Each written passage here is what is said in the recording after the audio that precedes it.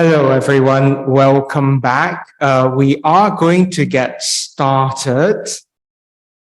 Sorry for the delay, as there's been some changes to the schedule, but we are going to now resume some of the conversation on some of the issues that we've already heard on earlier today. And we are delighted to have our next speaker join us from South Africa, and she is Professor Marina Joubert.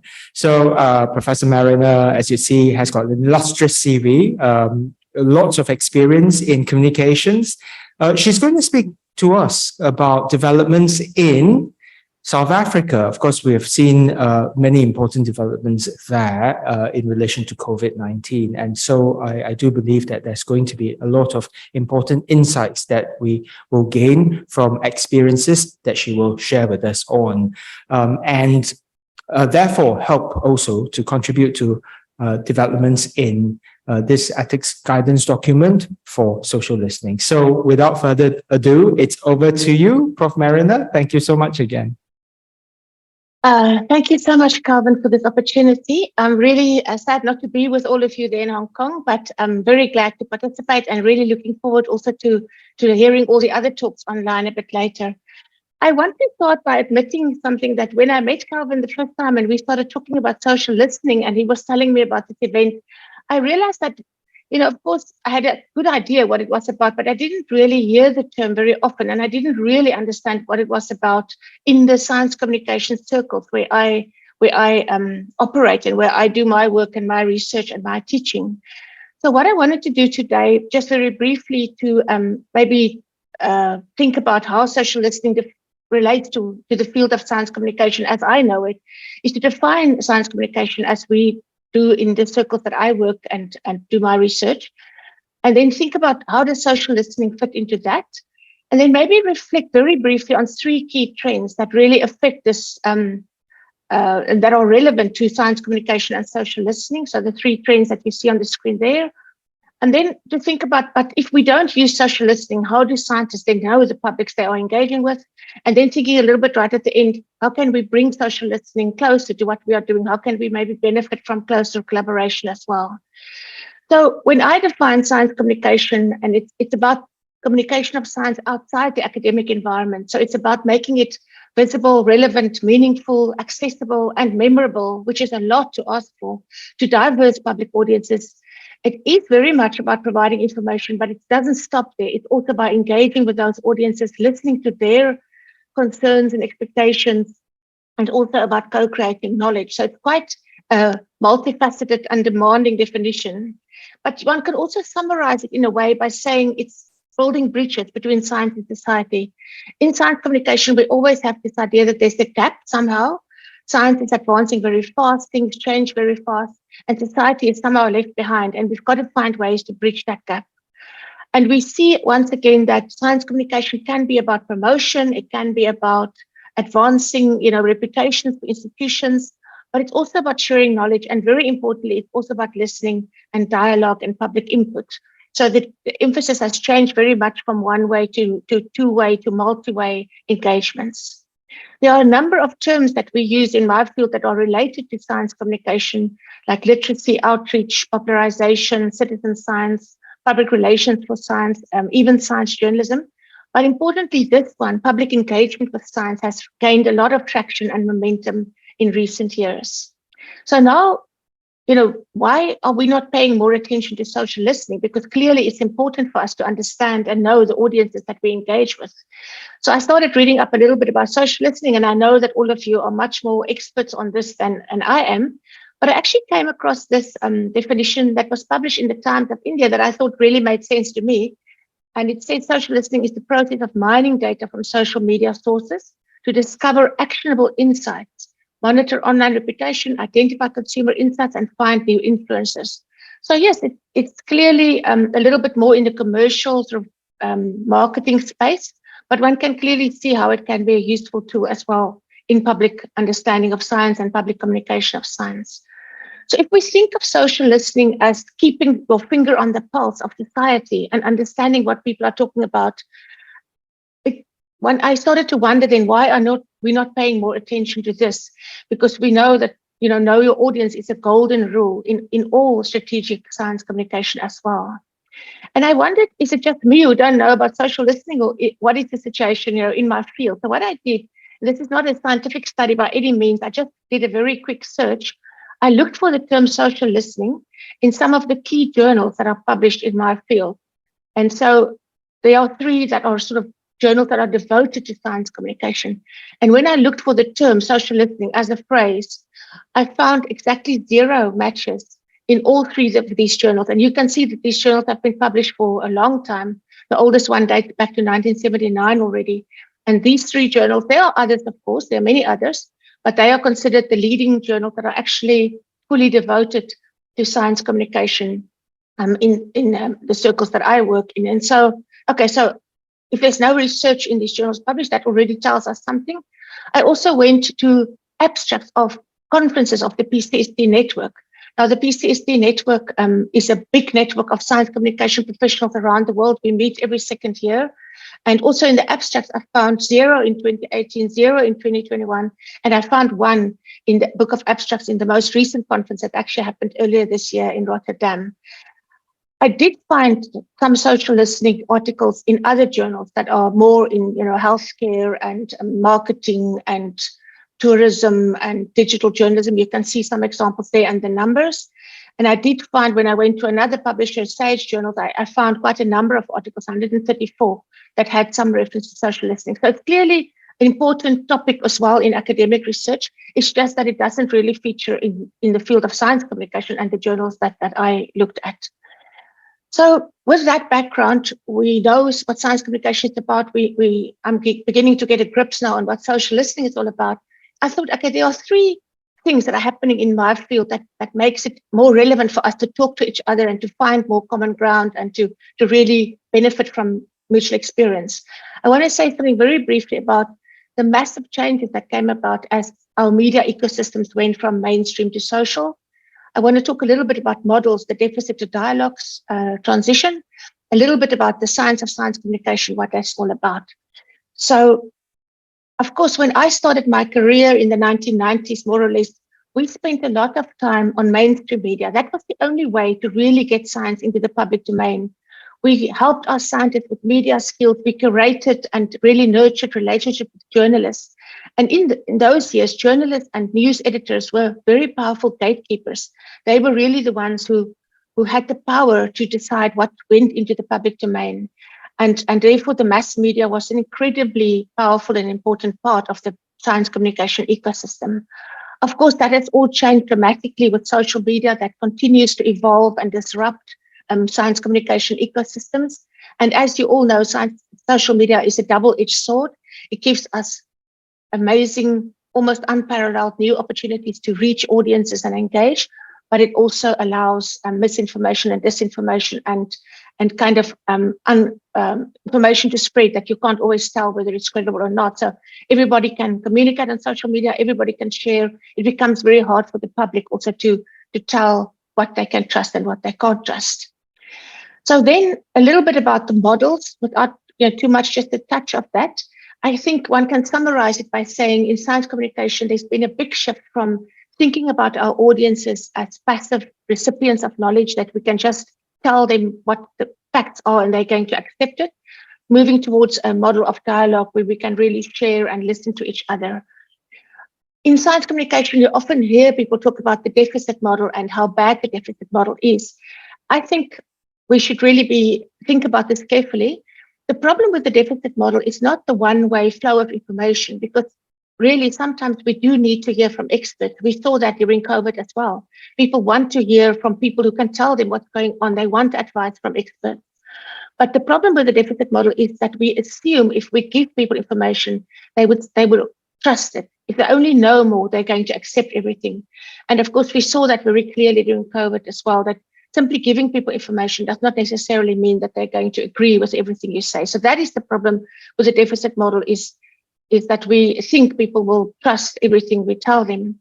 And because of that, there's been a consistent and very specific move towards, yes, we need to give information, we need to disseminate, but we also need to have dialogue, and we also have to get people involved in co-participation and co-creation of knowledge.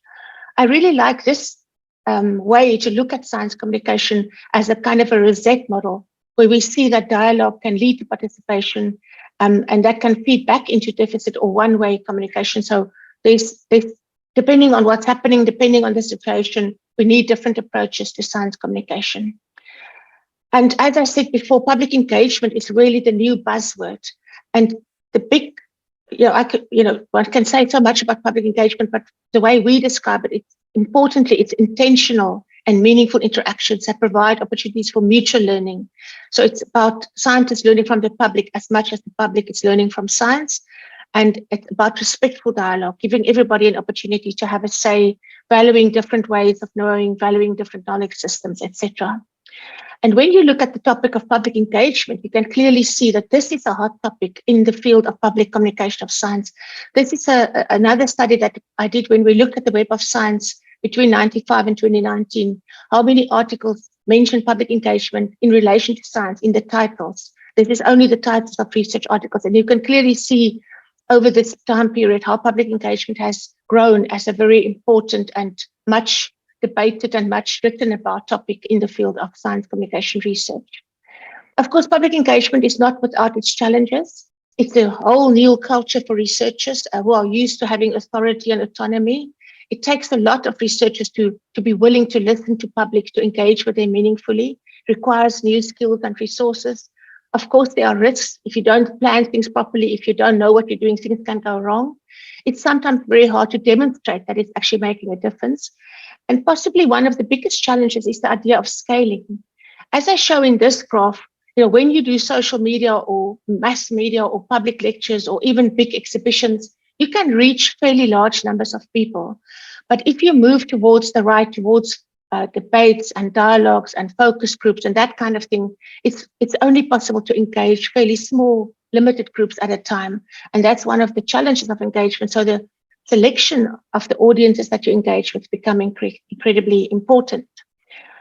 The third trend I want to say something briefly about then is this thing that we talk about in science communication, that we call it the science of science communication. Some people also call it evidence-based science communication. And what it's about, it's really thinking about how people form opinions or ideas about science. This is a wonderful book, very easy read, very easy to follow, and really well written by Craig Cormick. And in this book, he says, he's got these two graphics. He says, in this one, this is how we think information flows. We have information, it goes in a straight line, and people will form the attitude or the idea that we like them to, that we wanted, to convey. But in the real world, it happens more like this.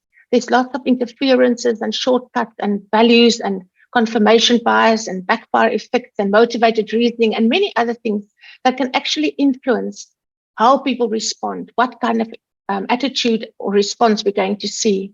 And so the science of science communication is thinking about how people process information and why giving exactly the same information to 100 people will lead, say, for example, to many different responses. While some will trust you and believe what you say, others may be more opposed to what you've been telling them after they receive the information.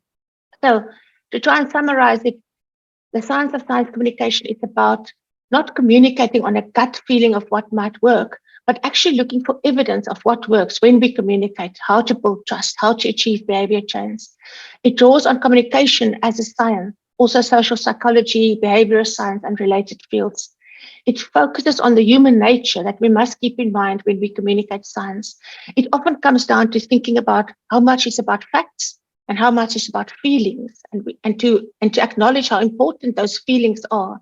It also is about how much can people understand, really understand, and how much do they respond more on an emotional level. And it's also about the importance of connecting with your audiences on an emotional level. So with that background, I'm then going to come to quickly, in my field, if I say we haven't really been using social listening, we haven't really published about social listening, but obviously it's important for science communication professionals and researchers to understand their audiences. So how do we know the publics or the audiences that we engage with?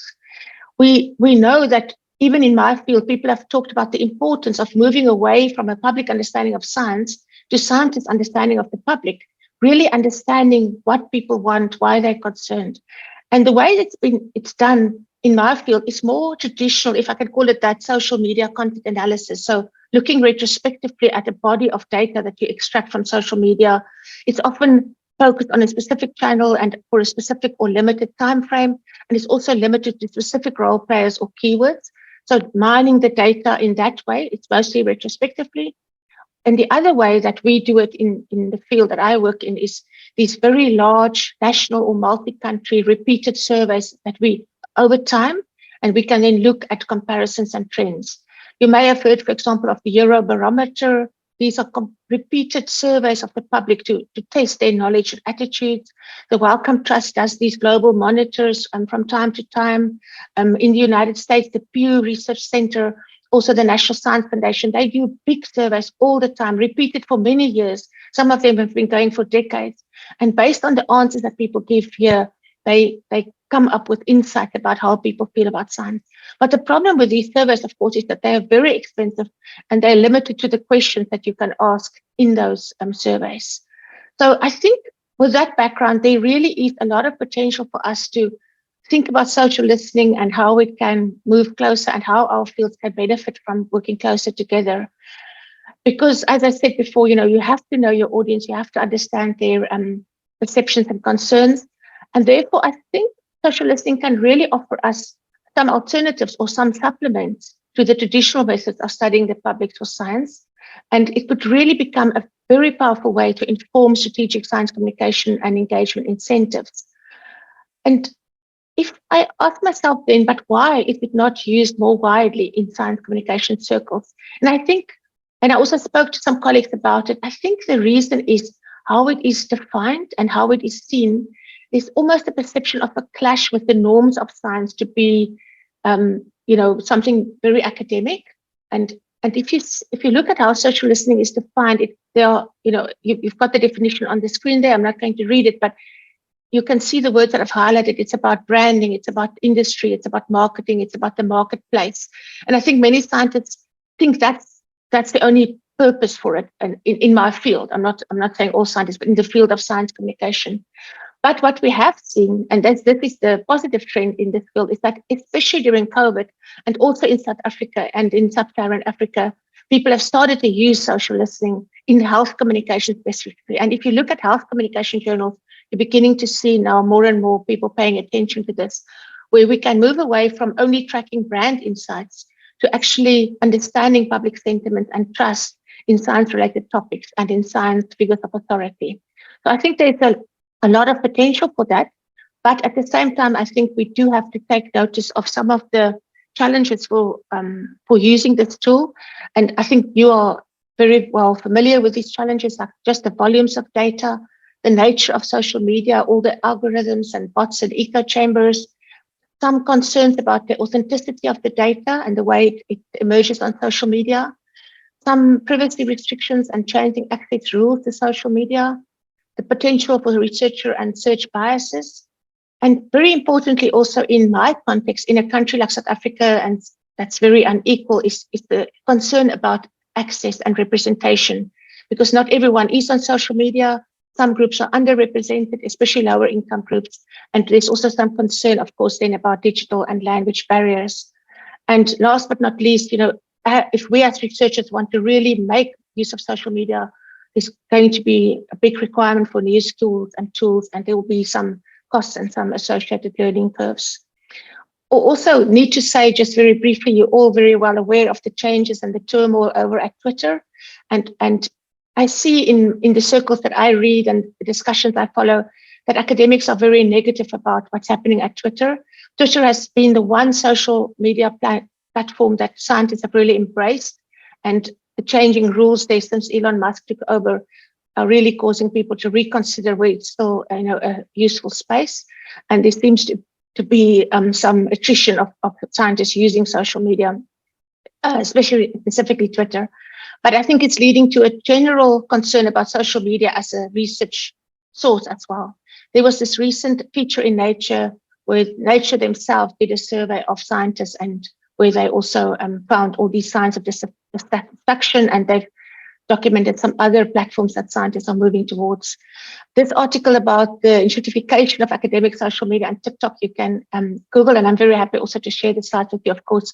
But in this article, the author of the academic thesis whisperer, she actually asked whether it's even still ethical to be on social media or to encourage young scientists to be on a platform like Twitter or TikTok. But I have to end on a more positive note. I think the potential benefits for social listening, and this is my semi-last slide, it's just really the value of getting those bottom-up insights, the fact that it can be done in real time and continuously, that it can be designed to be context and culture specific, that it becomes increasingly sophisticated and affordable over time, of course, as you use it. And I don't think it will stand on its own, but it can supplement insights from other audience-centered research methods.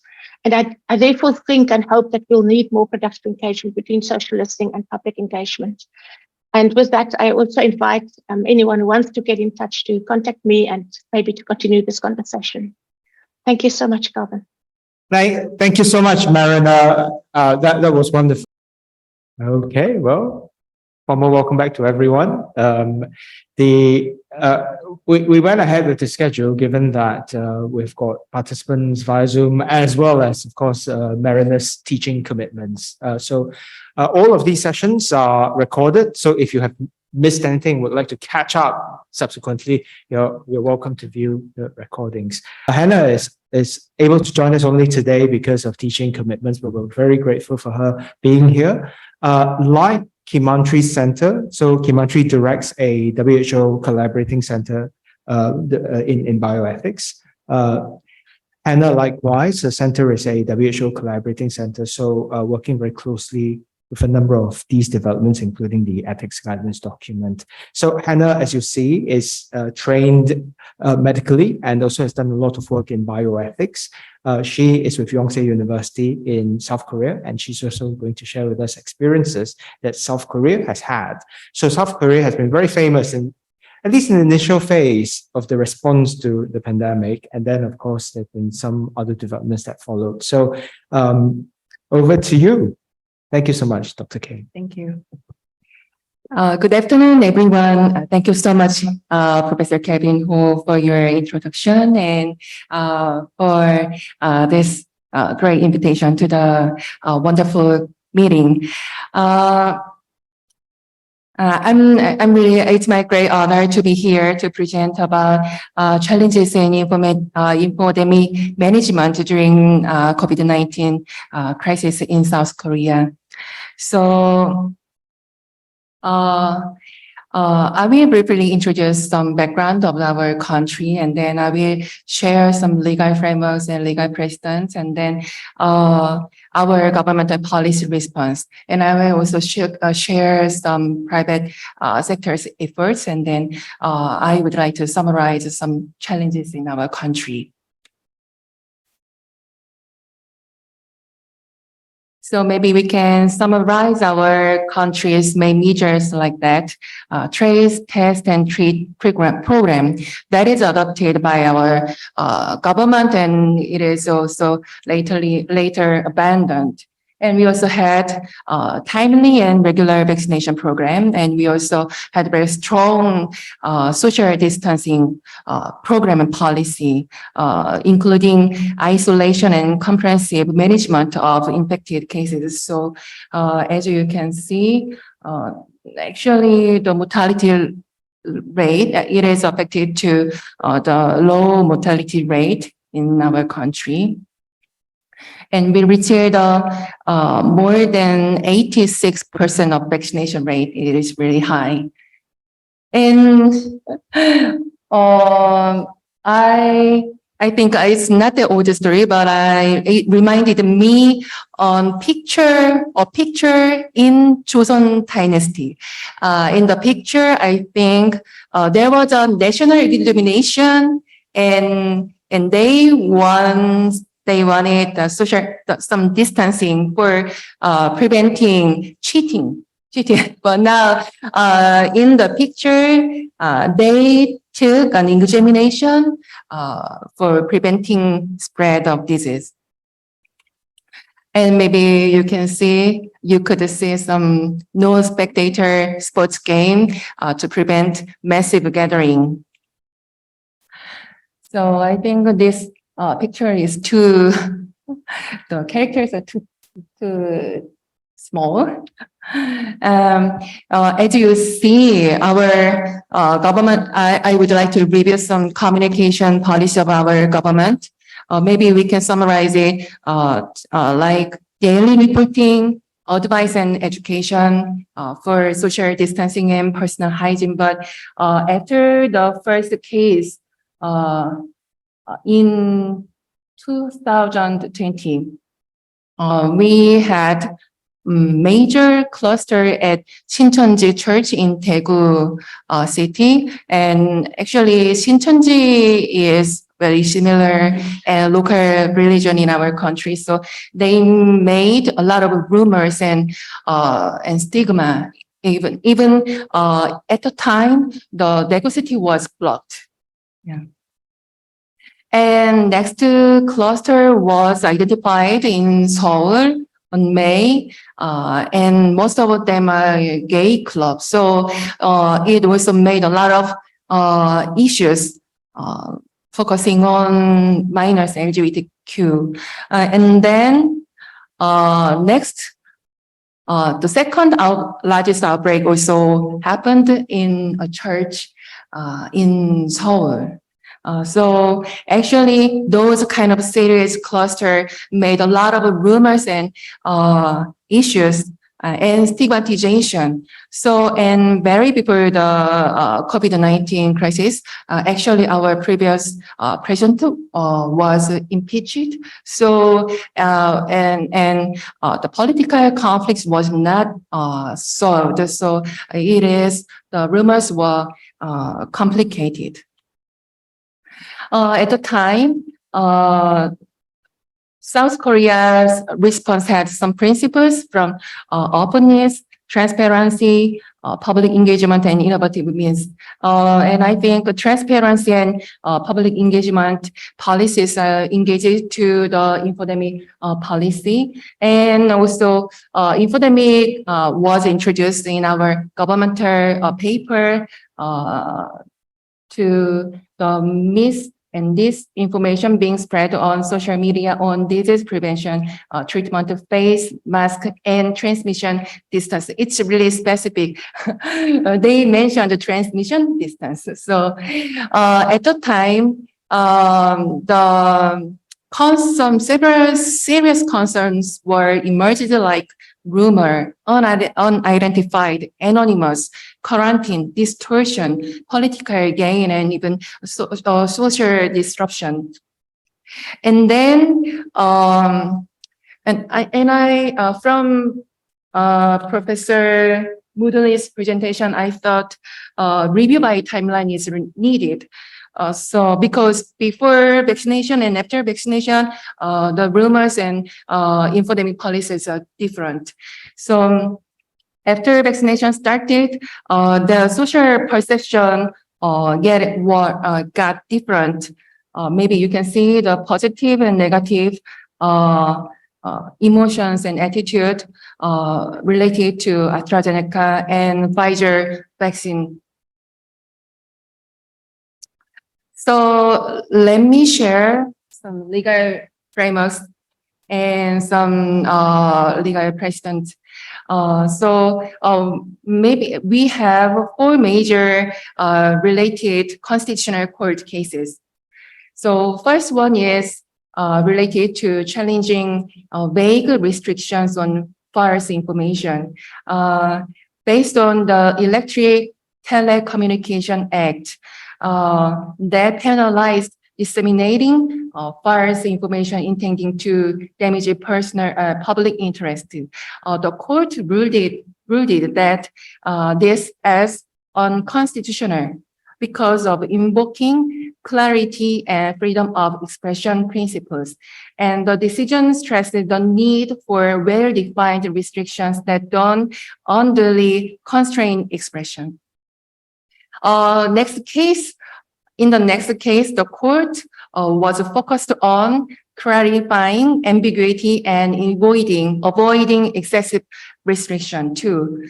The court reviewed the Telecommunication Business Act. It's focusing on business. So the court ruled it that the ban on communication that might harm the public peace and order or social morals and good customs lacked clarify and was vague. And they also reviewed some limitations, and so they some expression based on uncertain potential harm contradicted the principle of avoiding excessive restrictions. And finally, the court advocated for prioritizing on the regulation over excessive control, letting a democratic society's self-correcting mechanisms. I can share two more cases. So next case is about balancing expression and protection of minors. Actually, the first massive case was the second massive case was related to minors. So maybe this that's why this case was highlighted. So in the case, the court highlighted the permissible restriction of freedom of expression to protect minors. And then we also have cases related to validity of restrictions for protection of public health. Actually, it's related to regulate the advertisement of food products. Actually, so our government was reviewed some criminal acts penalty provisions because from the series in the early stage of COVID-19, a series of massive clusters made a lot of rumors and stigmatization. So they wanted to protect people from that kind of bad words and behaviors. So using penalty provisions. So they still announced that kind of criminal acts provisions and the provisions of defamation from the Criminal Act and the Information and Communication Protection Act. But after the series of massive clusters and the case was getting bigger and bigger, finally, in 2021, I think the government maybe failed to realize that they cannot control through penalizing citizens. So from the time the Korea Communications Standards Commission's role was getting bigger, because their main role was to safeguard communication and networking. So this information that disrupts vaccination efforts or affect to social instability can be addressed through the KCSC's intervention by the Act. And they can formulate some strategies and they can recommend their strategies to platform providers. And based on those legal precedents and laws, the government made their own policy and they changed their policy again and again. So firstly, they built the Central Disease Control Headquarters, and the headquarters coordinated governmental and private sectors roles, and they are acting. But as I mentioned before, there are some many serious issues related to COVID-19. So proactive measures was emerged. So the cyber bureau of the Korean National Police Agency launched the Cyber Countermeasure Situation Center, and they made a hotline with KCDC and other and KCSC, which is Korean Communication Commission. And at the early stage, they tried to have very active role to regulate the citizen, the public, through monitoring and removal request and collaboration and ask collaboration.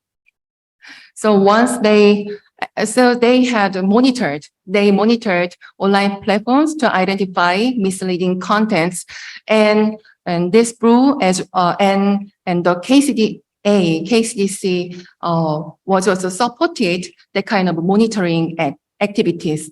And once they identified some cases, and then they requested to the concerned platforms or to the KCSC for removal and blocking of such contents.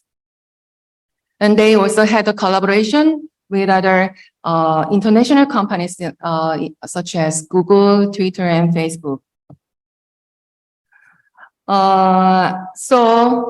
Specifically, the bureau and the monitoring, data monitoring in early stage was focused on groundless claims, the defamation of COVID-19 patients, leakage of personal information, and misleading business information. At the early stage, society was all, I think they used their phone and computer to spread and to know knowledge, to know what happened. So fake news a lot of fake news generated at the time and consumed very fastly.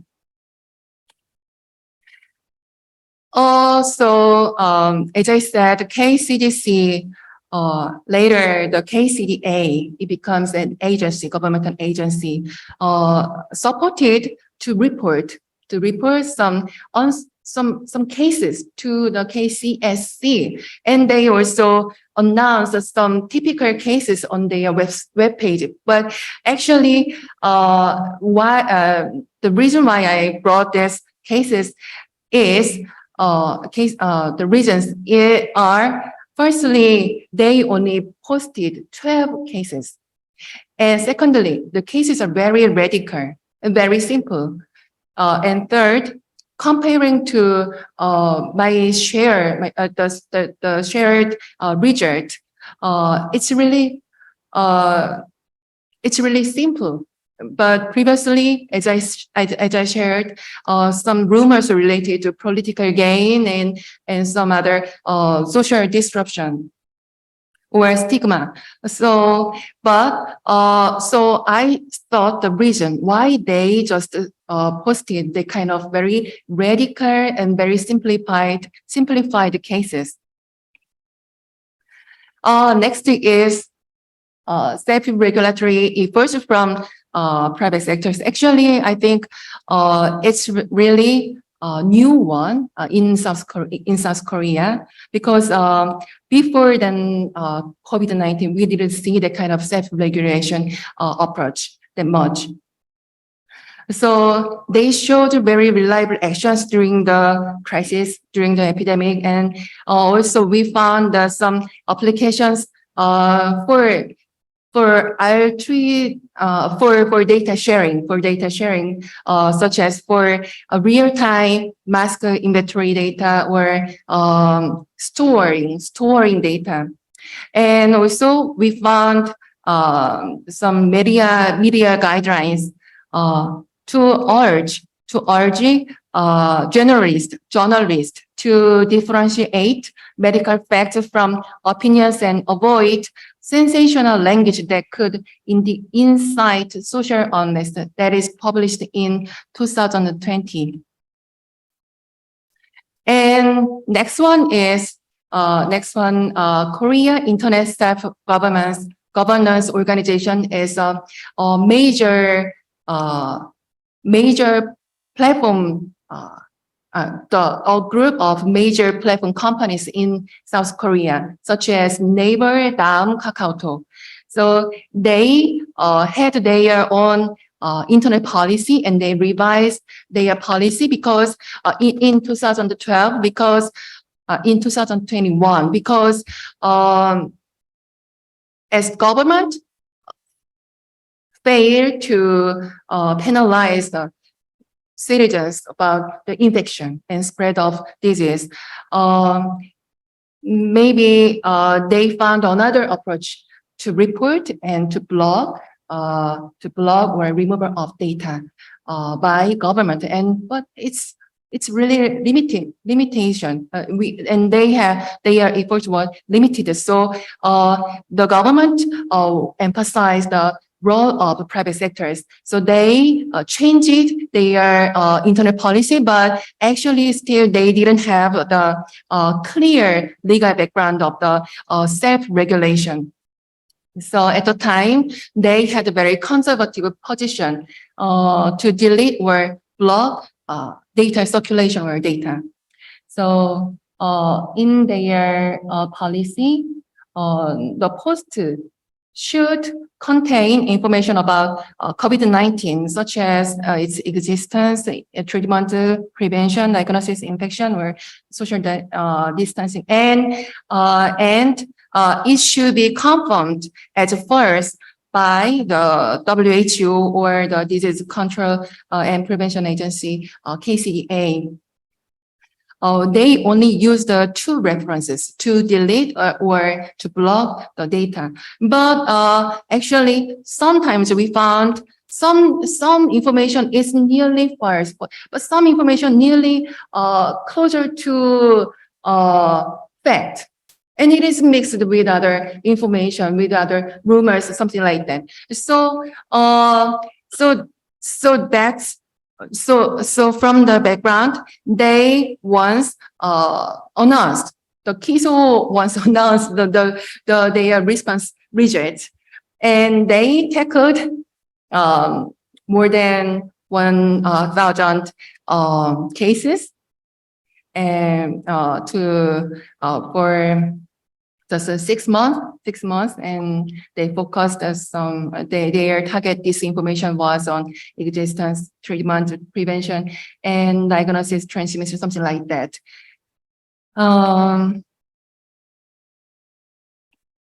So next from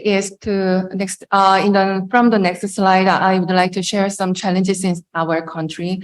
So first one is related to our constitutional court cases, and to control data circulation and the freedom of expression. Maybe we can find some scope of non-protected mis and disinformation. Actually, I think it's really interesting because we think protective information, but based on our constitutional cases, we found what is non-protected mis and disinformation, because determining the boundaries of non-constitutionally protected misinformation is really important, and it's really difficult, and it requires careful consideration to uphold the principle of minimal regulation. So that's why the private sectors group, KISO, used only two authoritative references, WHO and KCDA. And also, regarding the concept of public interest, there is some ambiguous points.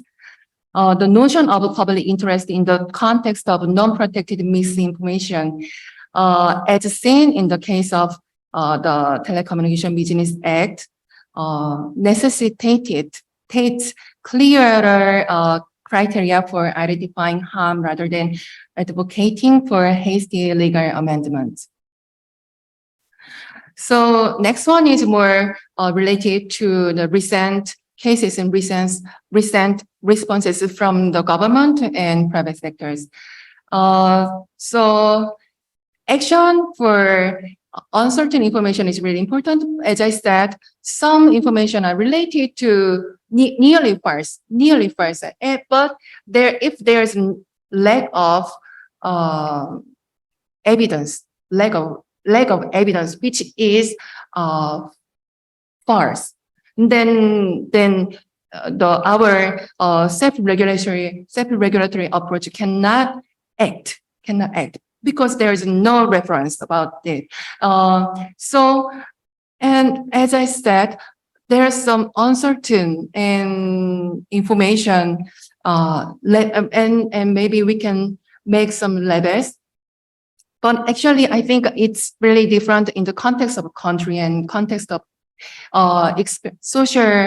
society's experiment. And sometimes sometimes some official standards can be changed. But after adopting the changed standards, then how can we deal the fact which is already deleted or blocked, which are already blocked? So maybe we can have some restoration guidelines. But actually, in our country, we didn't. We don't see that kind of guidelines yet. And as I shared, our platform policies does not focus on users to enhance users' awareness. So that kind of limited policy can affect to the long-term, to make long-term strategy. And as I said, we had some issues related to specific groups, but we don't have the kind of communication strategies with the specific groups.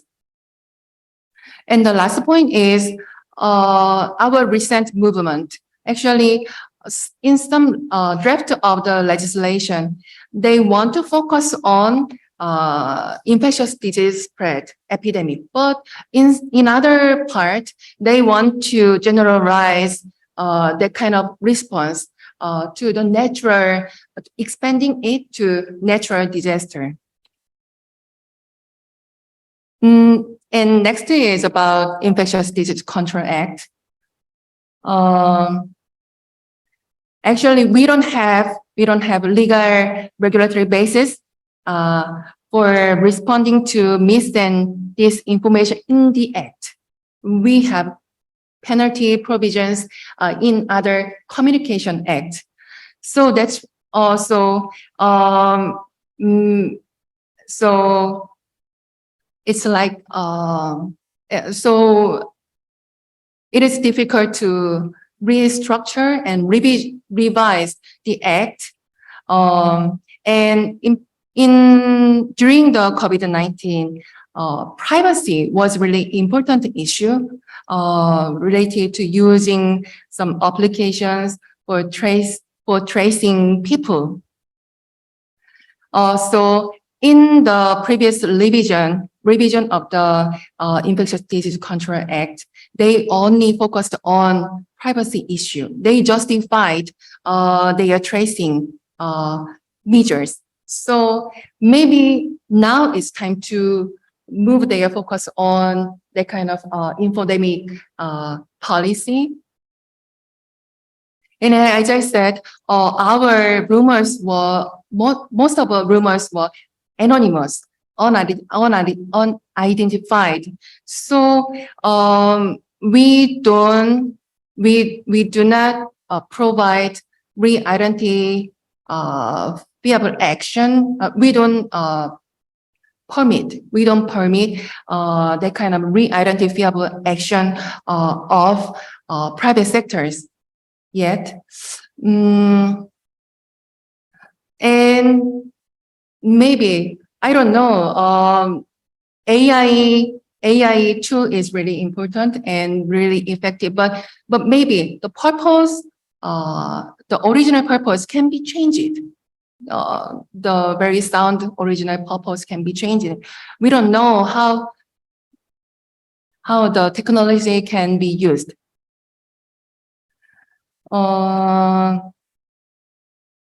So I just have 1 minute.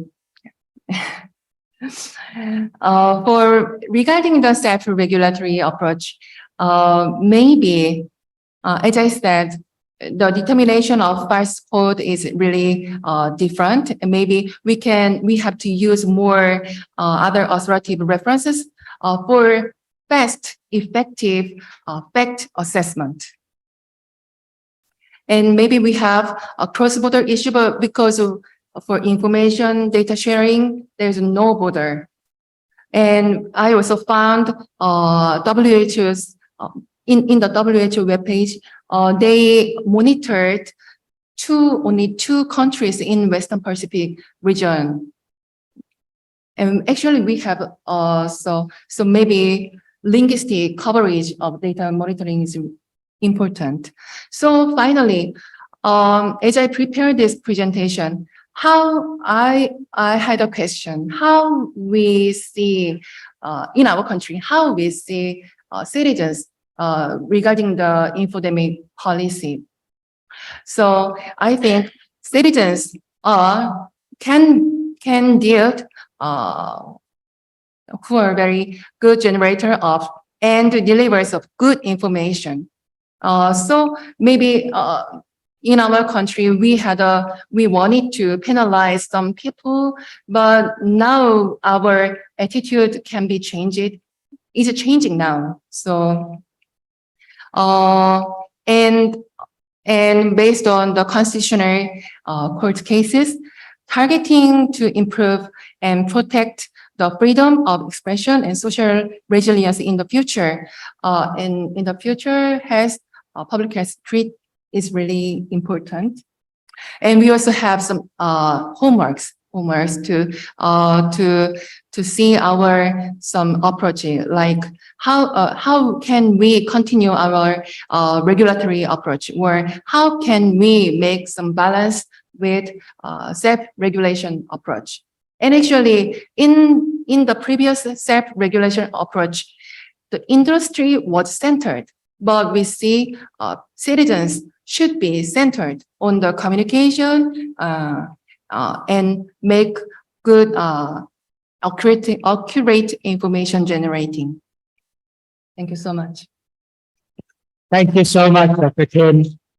We're running behind time, so my apologies for that. We're going to hear from our final speaker for this segment, and that is Professor Susan Wu. So Susie has done lots of work on public engagement. So Susie's sadly only able to join us today, again, due to a number of commitments, I believe, linked to teaching as well. And but then what she speaks to, I hope, will be taken up in the next few days, because obviously engagement is going to be a very important component in thinking about what we're going to do or make of social listening and follow-up actions. Susie, as you see, to introduce her, she is legally trained, but she's done immense work in the field of bioethics, a very well-recognized scholar in the field. Susie, as you know, is associated with two institutions, University of Oxford in the UK and University of Auckland in New Zealand. She is from New Zealand and joining us from there. So with that, welcome, Susie. Oh, thank you very much. Thank you. I appreciate we're behind time and some of us are at the sort of terminal stages of jet lag, and we've had a number of excellent presentations this morning that have covered so many points. So what I'm going to do is seek to keep this short, and where we've already addressed topics, we won't need to go into those in more detail. So it's going to be hopefully light and rapid and keep us all awake, because it's always, unnerving being the last presentation before the break. So with that opening, I just want to say many thanks for all the excellent presentations, and my presentation is going to be seeking to promote some critical reflection on broader contexts about implications for social listening because of the context in which we conduct it. So we have these standard framings of social listening, which is often that we're looking at an issue because it's raising issues for our public health response. And so just starting to question that a little bit and looking at some broader understandings, because this is an extremely important element of why we might want to undertake social listening, but what might be some of the broader questions we want to consider. And I'm going to look at 3 dimensions of these. And the first is, might our responsibilities as social listeners and might the responsibilities of commentators change depending on who they are and their influence and their power and their mandates? And we're going to look at 3 particular groups very briefly: politicians, celebrities, and health system staff. And then some questions about directionality. We've talked a little bit about listening and these 2-way forms of communication, but thinking further about what implications this might have for people who are listening. And then finally, these really challenging issues relating to trust and providing trusted and trustworthy information in these really complex contexts. So if we're looking at influence and responsibilities and taking 3 sets of actors, our celebrities or social influencers, our health system staff, and our politicians, how might we think about their responsibilities in these frameworks based on their impacts of their statements, their mandates and their professional capacities, or not perhaps in the case of celebrities, and the context in which they're speaking? And if we look very briefly at some early data, that pink line at the top are the impacts of celebrities' tweets, the bouncy yellow line are health agencies and medical professionals, and the bouncy sort of orange line underneath that are politicians. These are 3 very influential groups in terms of dynamics in pandemics. And I'm sorry if it's hard to see, the picture on the left is looking at how often a tweet is liked, and the picture on the right is looking at levels of what's retweeted. So if we come into these questions, I'm not going to focus so much on celebrities, but the other 2 groups who have mandates in this context. Politicians, for example, can be both exceptionally influential and, as we know, throughout the world, profoundly problematic in terms of disseminating misinformation and disinformation. And in this context, we can see even through into 2023, we're starting to get strong responses, continuing to get strong responses to politicians who are disseminating misinformation. In this case, if we draw on our previous fact-opinion discussion, this is an opinion, but it's likening a vaccine campaign to a Holocaust. And that has been sufficient in the British legal system. Being a whip means you have significant party responsibility, and that party responsibility was taken away as a result of a series of tweets ending in a tweet likening a vaccine campaign to a Holocaust.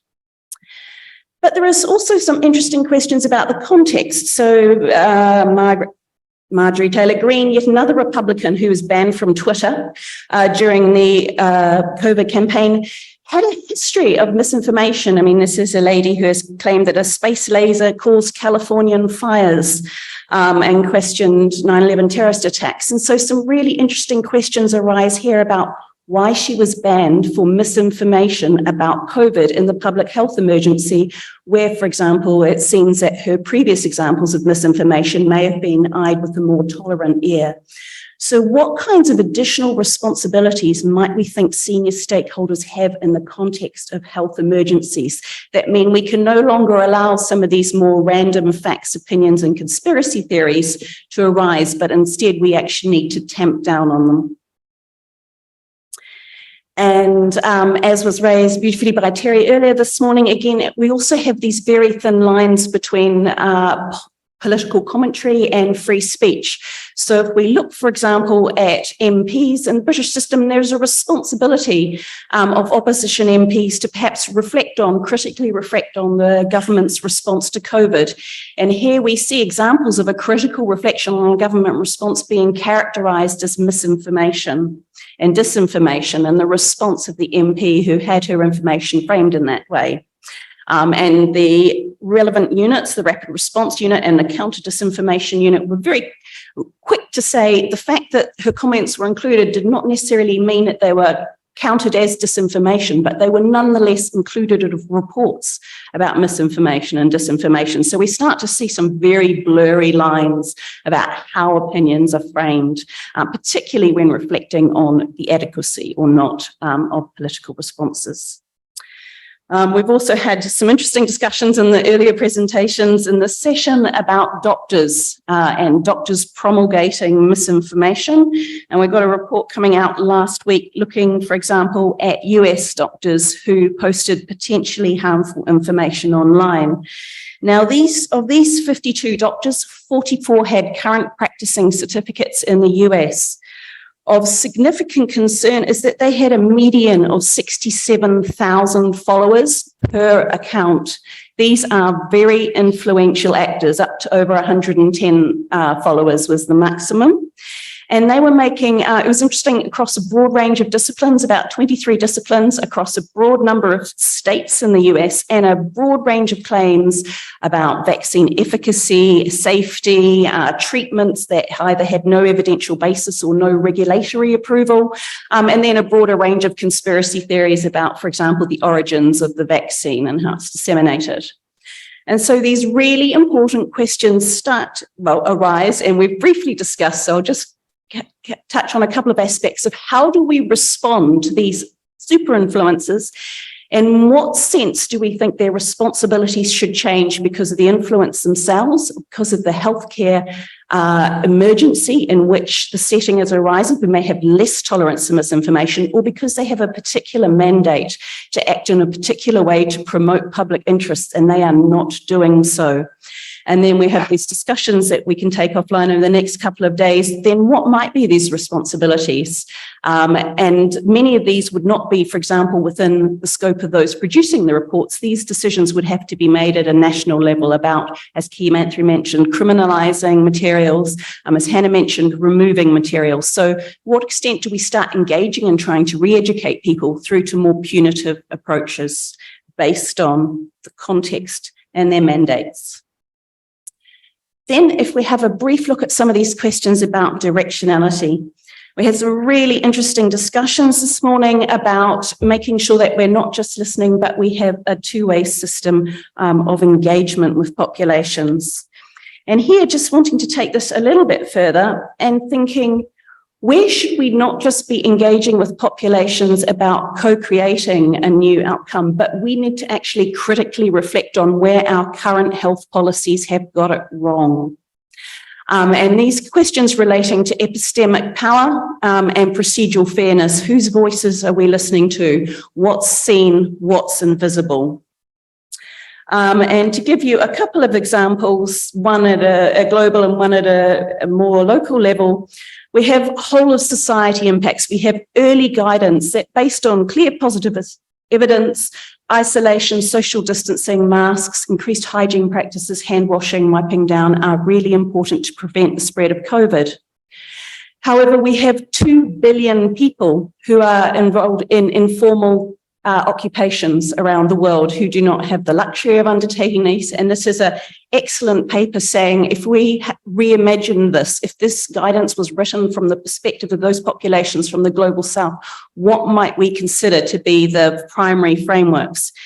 Because these kinds of dialogues, when they're put out, they have an inevitable impact of stigmatizing those populations who can't comply with them, even if it would be impossible for them to do so. And also these questions that Marina and others have raised is, again, in who are we missing out entirely? So if we are focusing on the online and social media, what about our digital divides, those even more silent voices? How can we make sure that the impacts of policies are responsive to, or the design of the policies are responsive to their interests, and inappropriate or unacceptable impacts are addressed? And I won't go through this much now, but just to say another example with ventilator guidelines, for example, a lot of early examples were quite utilitarian. They're looking at maximizing utility and lives.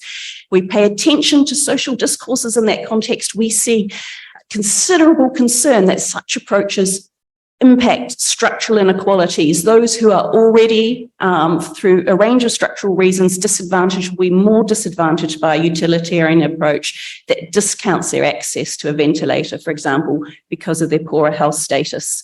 And these calls then to use a broader range of principles to inform policies and to make sure the development itself is procedurally fair. And it was very interesting to watch the rapid evolution of resource allocation policies, including ventilator allocation policies, as social media and other sources started to make clear that original policies with quite utilitarian focus were not sufficiently broad or responsive to entrenched systemic inequalities. Okay, so finally, coming on to these really interesting questions about providing trustworthy and trusted information. Again, thinking about how we might approach this in contexts where we have significant differences in trust in health authorities and national environments that we cannot simply address. So we are needing to engage with particular forms of information and misinformation against this very broad and variable background of mistrust in authorities. So these really important questions arise about how can we provide trusted information to address misinformations against these complex, chaotic, and very differential kind of contexts where inequities are entrenched. And to recognise also that as well as entrenched mistrust, we have very rapidly changing mistrust. So we see, for example, in 6 weeks in the UK, just the lack of trust in the government as a result of its early responses to pandemic. So not only do we have entrenched mistrust, we have rapidly changing levels of trust and mistrust in populations. So I want to just give you a wee case study from Aotearoa, New Zealand, where we had an interesting and I think unusual approach in terms of the amount of granulated data that was made publicly available throughout the pandemic. And part of this was approached to address misconceptions. And so these two maps are maps of vaccine uptake levels, and they were updated daily. So you can look at the country as a whole, and then you can drill down, and I live in Auckland, and check out what your neighbours are up to and what their vaccination rates are like. And some really interesting questions about making this level of data available. But I want to look at one particular example within this, and that is relating to Māori populations, Indigenous populations in New Zealand. And we have a history of colonial influence, and we have entrenched systemic inequalities of health for Māori populations as a result, which we're seeking to address. This is very challenging to do so effectively. If we look at the context of this in the pandemic, we can see Māori levels of infection for Māori populations were lower than for other non-Māori populations throughout the pandemic until Delta hit. And this is not only a steep climb, but this is a regional climb. So when Delta hit, the level of infection for Māori populations remained the same everywhere except for Auckland, where Māori became 3 times more likely to become infected with COVID than any other population. Okay, so we can see a really inequitable impact of a pandemic in this context. As part of our granulated data, you can see we had lifetime tables of vaccine uptake, not just by region, but by ethnicity.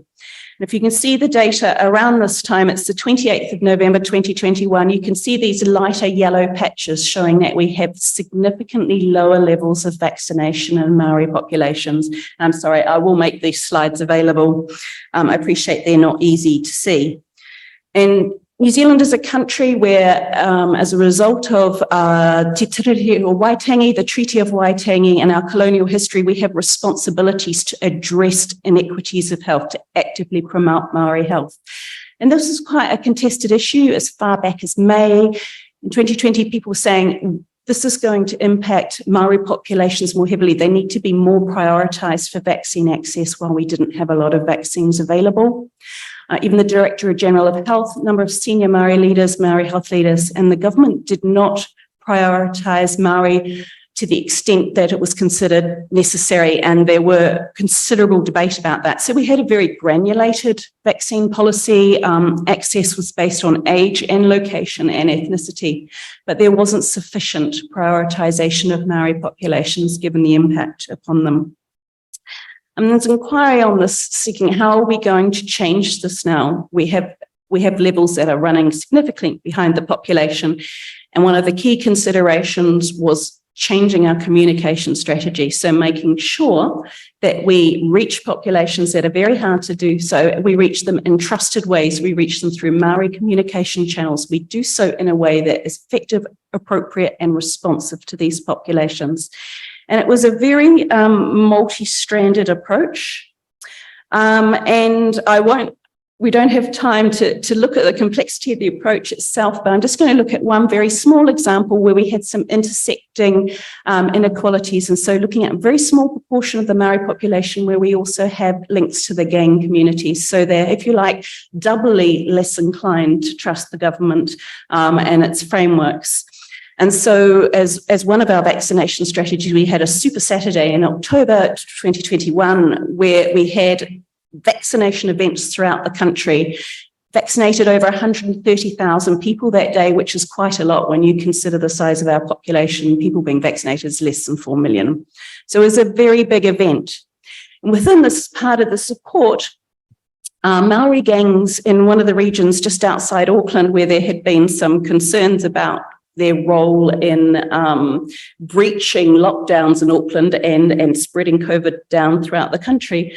So some of the senior Maori gangs in the area organised their own vaccine hui, their own vaccine event, and this was supported. And so we see, for example, Dr. Wari McCree-Johnson, a Maori doctor, was there to provide advice, and he said, you know, how blunt can I be? And they said, you can swear, and he was exceptionally forthright.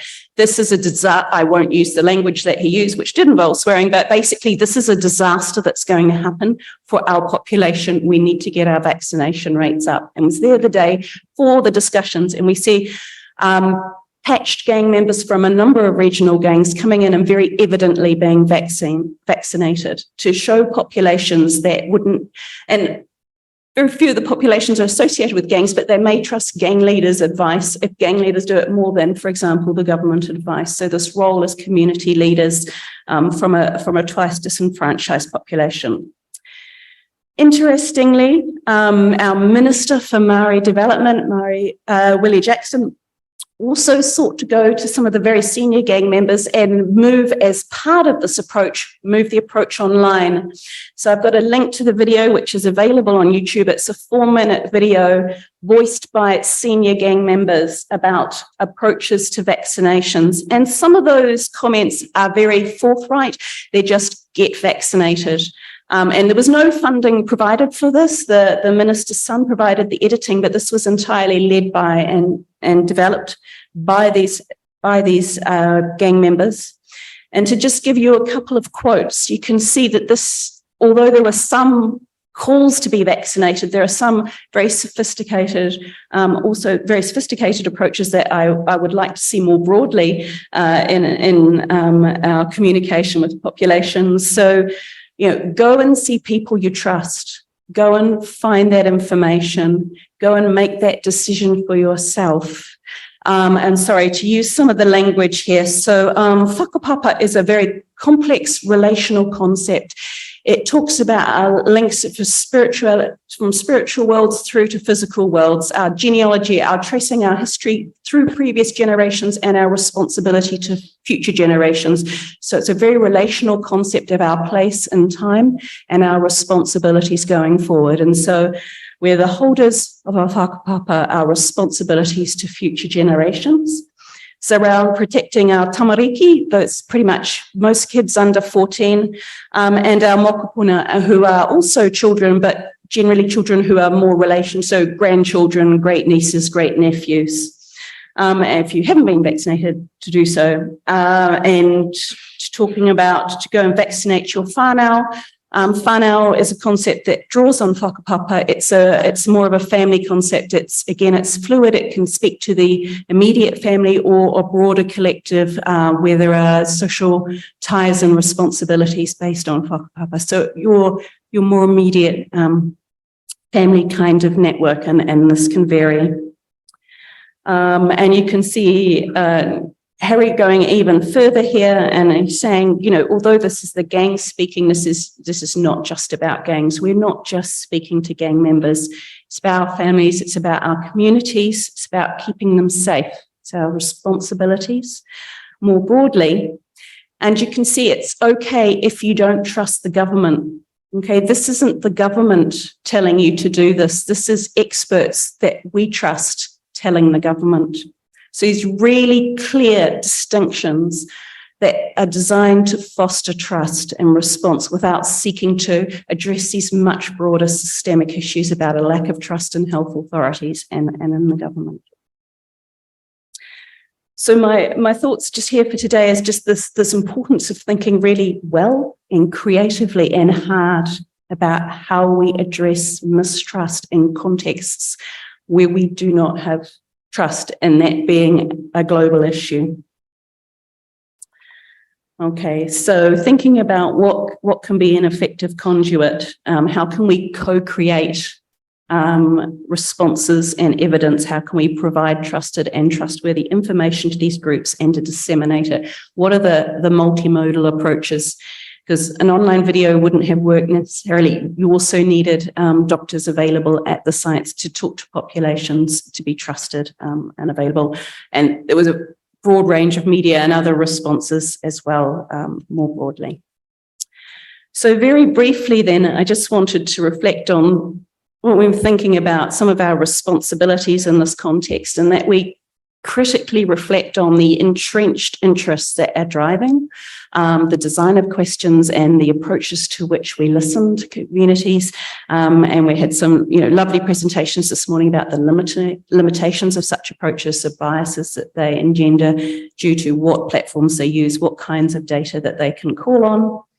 And the exercise of epistemic power, when we set the research question that we're asking, what is this health need that is challenging?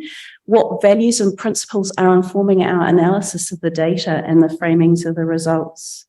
And what are the implications of conducting? And a lot of these questions are obviously much broader relating to research and qualitative approach and self-reflection, but just bring that back into that space, that awareness, the critical understanding, and thinking, very sensitive. Again, these concepts have been raised, so we won't discuss them more now, but procedural justice.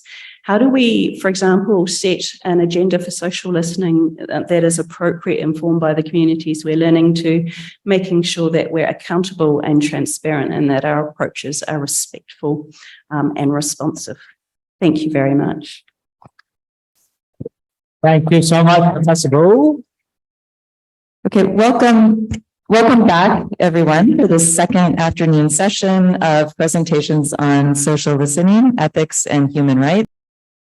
Loper, I'm an associate professor and the director of the LLM and Human Rights program in the Faculty of Law at Hong Kong U. I'm very pleased to have the honor of introducing our three eminent speakers this afternoon. I'll introduce them all now very briefly, and I would encourage you to have a look at their quite impressive, fuller, slightly longer bios in the conference program if you haven't done so already. And then we'll save the Q&A session actually for the very end, and again, in the interest of time. So our first speaker is Professor Regine Habibi from the Faculty of Law at the University of Ottawa. Professor Habibi is also a senior visiting fellow of the UN University's International Institute for Global Health. And perhaps of particular relevance for this panel, she also founded a partnership between the Global Health Law Consortium and the International Commission of Jurists that culminated in the 2023 Principles and Guidelines on Human Rights and Public Health Emergencies. And her presentation considers these principles through the lens of social listening. And our second speaker will be Professor Lisa Foreman. Dr. Foreman is the Canada Research Chair in Human Rights and Global Health Equity and an associate professor at the Dalla Lana School of Public Health at the University of Toronto.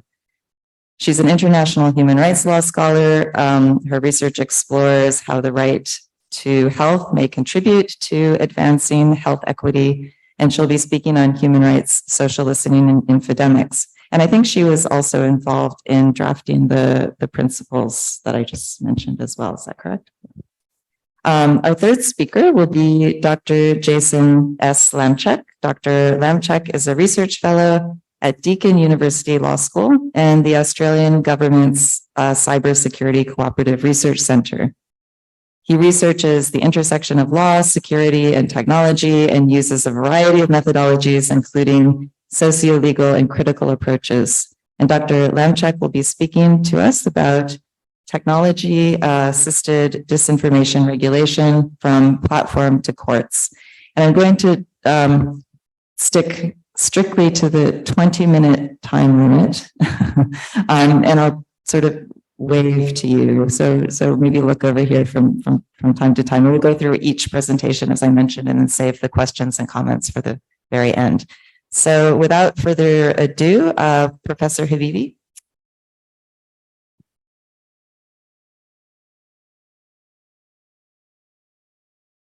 Okay, so yeah, it was not bright enough yet. Special thanks to Calvin for organizing this amazing conversation. I apologize for being one of the last speakers on the menu, and I'm also quite jet lagged. So if I don't make sense, please forgive me in advance. The focus of my talk is on the principles and guidelines on human rights and public health emergencies, and the principles were launched in May of this year on the sidelines of the 76th World Health Assembly in Geneva. They are, as Kelley mentioned, a joint initiative between the International Commission of Jurists, which is a world-renowned international NGO that has promoted the rule of law and human rights worldwide, and the Global Health Law Consortium, of which myself and Professor Foreman are academic members, whose primary aim is to build the field of global health law through research, collaborations, teaching, and interpretations of international law. Now, the principles, which I'll get into a bit later, are the result of a 3-year consultative process with over 150 individuals. These included academics, civil society, and they represent really a consolidation of international legal rules relating to public health emergencies and human rights, but they also represent a progressive interpretation of international law. So moving beyond the stale interpretations of international law that are black letter law per se, but also filling the gaps there with creativity and with science and experience to help thoughtfully craft new approaches to public health emergencies and rights-based approaches to public health emergencies. So as a minor point, I'm sorry, I don't know how close I get to this mic, and sometimes it gets too much, but as a minor point of housekeeping, I should mention that throughout my presentation, I'm going to refer to the principles and guidelines on human rights and public health emergencies as simply the principles. And while we are still finalizing the official website of the principles, you can download them. They're available for public consumption at this link up there. And I'll also be happy to pass on to anyone who emails me the link as well. And my aim with this talk is really threefold. The first aim that I have is to share with you a bit about the principles, so share a bit of background. But the second is to delineate their contribution in particular to social listening in the context of health crises. And I guess the final point, but also the most important point, is I would like to invite you, and this will be a standing invitation, to join us in the effort to disseminate the principles, to vernacularize them, and to implement them in practice with your really fantastic disciplinary perspectives that I've had the pleasure and the privilege of hearing from today.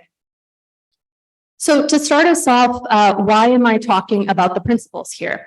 The principles represent a new legal framework for rights-based approaches to public health emergencies. And one of their main starting points is fundamentally that we have often heard the maxim or the expression of follow the science. Our politicians everywhere have said that all their decisions are based on following the science. And that might be easy to chant to the press, but it's not so straightforward to implement in practice, nor is it necessarily desired. Now, I'm not a political scientist, and plenty of work has been done in this domain, including recently by some of my colleagues at the University of Ottawa. But following the science, evidence should inform public health policy making, but policy decisions are rarely based on single inputs, as real-world factors such as time constraints, political values, interest groups, media, and public opinion are routine considerations.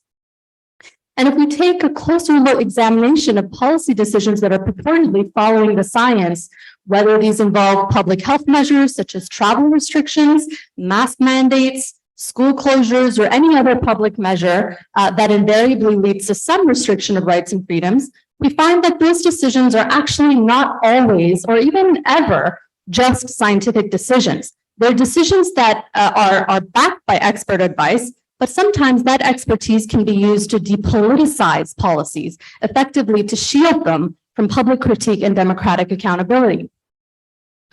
The second point here is also that the science is not so clear-cut in public health emergencies, particularly when it comes to novel public health emergencies. And they're constantly changing, especially we saw this with COVID. As we learn more about COVID, the guidance itself changed. And so it's very difficult to really get at the base of what it is to follow the science. But most importantly for my talk, and even if following the science is part of the equation, it's hardly ever the full story. The other part of the story is, as HIV has shown us, as Ebola has shown us, pandemics ultimately start and end in communities. And in order to have a successful pandemic response, one must build trust, buy-in, and ownership of that response from communities. And so I think all of us here are very well aware of the human rights implications of the COVID-19 pandemic. Countries resorting to a range of measures to fight the virus, and these measures ultimately resulted in some variability to the restriction of rights and freedoms. What became very clear to us at the Global Health Law Consortium, Lisa and I and many others who are our colleagues, was that in those early stages of the pandemic, international law and guidelines were very vague on what approaches to public health, on essentially what it meant to have a rights-based approach to this worldwide event. International human rights law itself had sparing engagement with national security crises, national security crises that suddenly occurred in every part of the world. And similarly, the international health regulations, which of course do cite human rights and the need to implement measures with respect for human rights, actually are very vague as well. And we've done interpretations. Lisa and I and others have collaborated on interpretations of health measures in the context of the international health regulations, which again, of course, are currently being amended, but we're very vague in terms of the precise considerations. For instance, in terms of how you deal with health measures when in times of uncertainty, when suddenly it becomes potentially a positive thing to resort to precautionary approaches to an unknown event. And so we have, of course, although there is this fragmentation in international law, we have a wealth of experience with past epidemics and pandemics. We know that when a public health crisis emerges, what we really need to do is go out and seek the views of communities, including the most vulnerable, the most marginalized, and that they know and that they have the solutions to help us craft policies that will be effective in their specific context. And if we put that all together, what I'm really saying here is that in order for public health measures to be effective, they need to be evidence-informed. Note, I'm not talking about evidence-based, and they need to be rights-based. And this brings me back full circle to the principles and guidelines on human rights and public health emergencies. I'm going to skip this slide here and go right here because we're running out of time. But the principles in the main, they clarify and affirm existing international law and standards applicable to human rights and global health, They build on existing expert consensus, including, I heard someone today mention the Syracuse principles on limitations and derogations of human rights in times of, on limitation and derogation provisions of the International Treaty on Civil Political Rights. And they have been endorsed right now by a host of legal scholars, practitioners, human rights defenders, civil society representatives, former special procedures, mandate holders at the UN, and many others. And in keeping with the theme that I started with, when I opened my talk, they were developed in a deliberative consensus building process that spans several years. And so let me just quickly walk you through that process. So we had in March of 2020, the project was really conceptualized, where we had a first phase of scoping out who to invite to develop the principles. Following that, we had multiple iterations and drafts of the principles. We had peer review in terms of just consensus building conferences.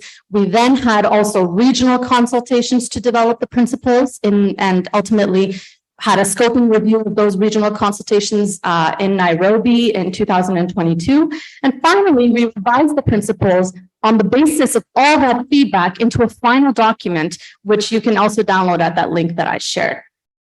And so why building expert consensus is important in international law is because, again, there are so many gaps, there are so many vagaries, there are so many areas of international law that are actually really poorly developed. And so expert consensus statements become really important, just as they are very important in medicine with clinical guidelines being developed by consensus. In international law, we similarly have the same imperative to develop consensus on things that are very, very thorny issues.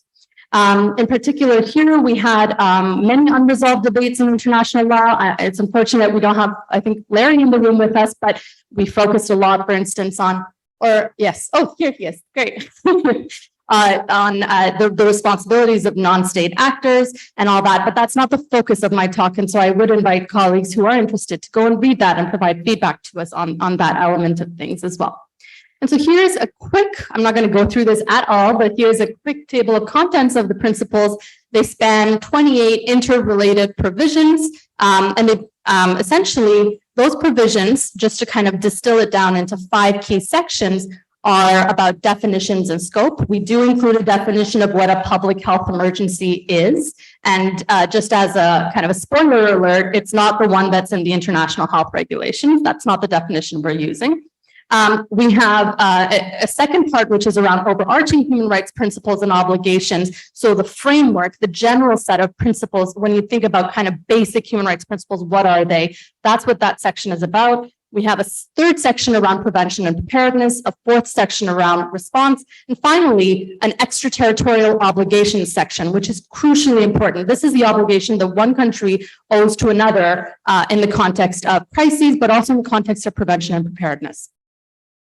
And so if we were to just look at the overarching human rights principles and obligations, we have a section on meaningful and effective participation.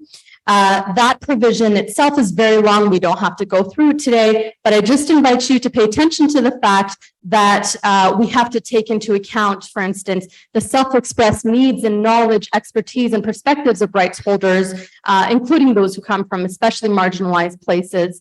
We need to guarantee institutionalized public participation processes. So this goes well before actually the response. This is about institutionalizing, thinking ahead of time, and thinking in the aftermath of crisis. How did the public participation process during that crisis work? How can we make it better next time? So we really need to think about that institutionalization element, which I think is often missing in discussions and dialogue around this.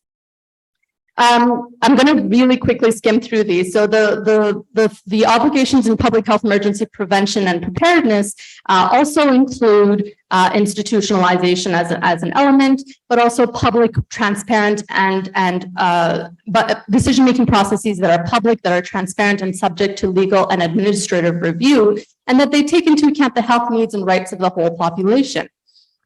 The interesting part, and where we really try to make advances to the Syracuse principles, which again are sort of a very famous document that everyone likes to cite, but we really get into the nitty-gritty of, okay, what is it about public health measures that is so unique? Why is it that the Syracuse principles are not enough?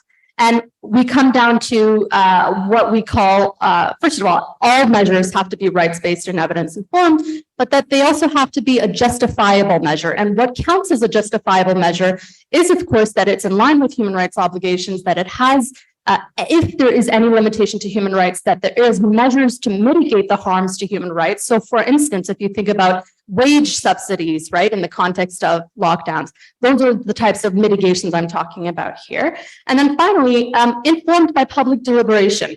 But that it doesn't end there. It's also a review process. So we know that science changes. We know that public opinion changes. We must include deliberative review constantly around these things. And so now with the set of principles that are the set of principles finalized, we finalized them at the Brochet Foundation earlier this year. It's about vernacularizing them. And this is where all of us come in. This is where everybody's thoughts and brainpower comes in. We have a great deal of experience making human rights standards and principles matter. The Syracuse principles have, for instance, become known by some people as being part of customary international law. But it's also about looking at how do we operationalize some of those high-level normative guidance that set out in the principles. How do we operationalize them? And I'm looking here specifically to the public participation element, just because that's the topic of our discussion, but the principles, of course, deal with a whole host of other things that we can get into as well.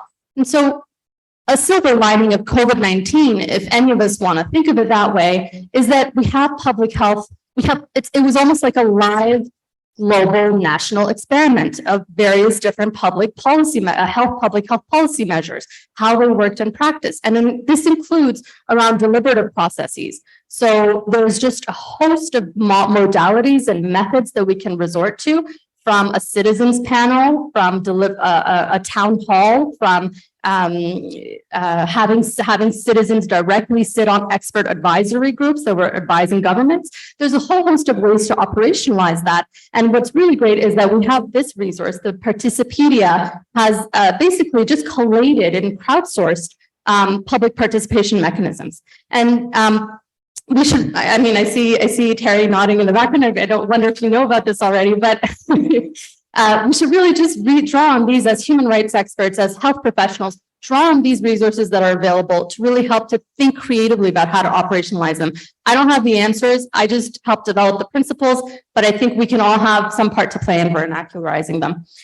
With that, I'm going to end my talk. I hope it was interesting, and please get in touch with me by email if you have questions or comments on it. Thank you.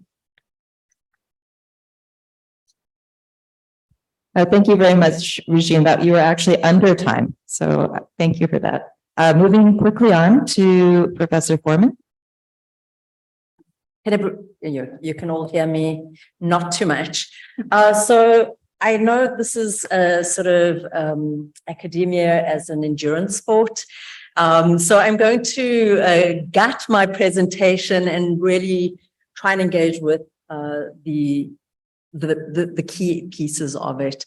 I was really excited when Kelvin invited me to participate in this conference. On the face of it, social listening sounds like an absolutely fundamental human rights idea and principle.